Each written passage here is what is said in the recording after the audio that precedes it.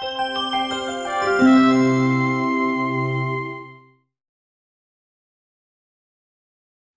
welcome to your Spotlight series again, and we're going to be looking at this time at the side bend and the swan dive. We're going to start with the swan dive.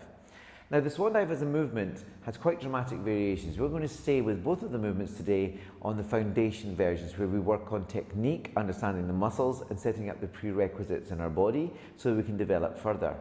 The swan dive movement is a very critical movement for most bodies. If you think about how often in our daily life now we close down, the shoulders roll in, and we feel this closure of the rib cage and can affect breath. So the swan dive series is going to help us strengthen these muscles at the back here, specifically the mid and upper back, that help us hold the spine upright so that the natural alignment in the body is going to be improved. So we're going to go down into our floor position.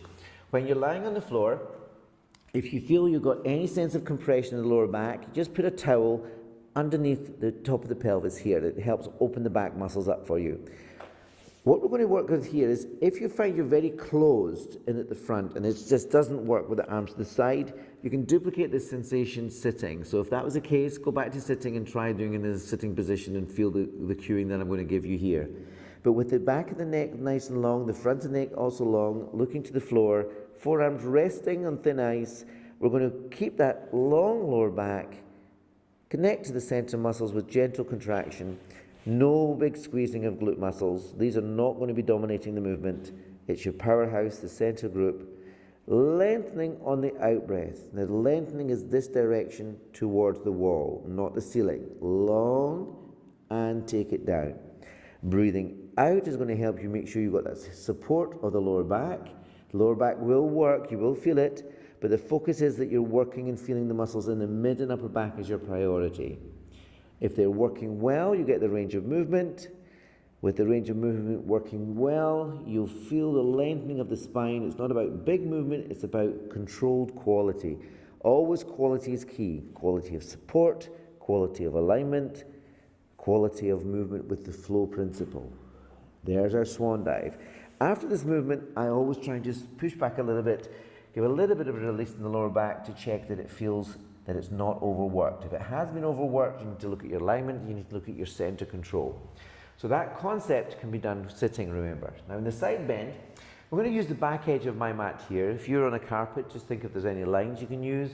But the idea is that your elbow, the back of your pelvis, and your feet are in the same line. There's not a closed hip here, nice and open. But the side bend position to start with is not a relaxed position. You're already working those lower waist muscles. Check a little bit there. They should be working. And I want to try and avoid there being creases in the top side of my t-shirt here. So it's not to drop down like this. In this position, neck nice and long. We are training these neck muscles. So again, you need to just give them time to get used to the work. Fingers in front. We're going to breathe out as we go up. I'm going to take a centimeter off the floor. With that centimeter off the floor, holding that position, how do you feel? These are all the muscles we're targeting, but we want to also get the spine to move and work in that top side. So take the elbow, the pelvis down, and just lift that elbow up off the floor and give it a little bit of release. This is an area that's going to be challenged very much by this movement. It needs the challenge. It needs to be strong and stable.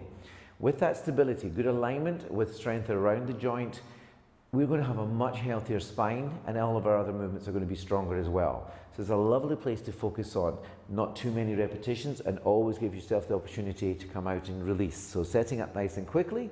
You've got that bit of a float feeling in the body, so you're not resting on the hip, and breathing out, the hip goes up one direction, ribs the other, and take it back down, and just kiss the mat with the body, so don't rest. Breathing out, top arm goes up and over, and bring it back down. We're trying to get length in the top side. Last one, breathing out and over, really focus on the height, the length, over we go, and come back down. Side bend. We obviously will do both sides equally, making sure that we get the benefit. It's a very effective movement. I call it the waist trimmer.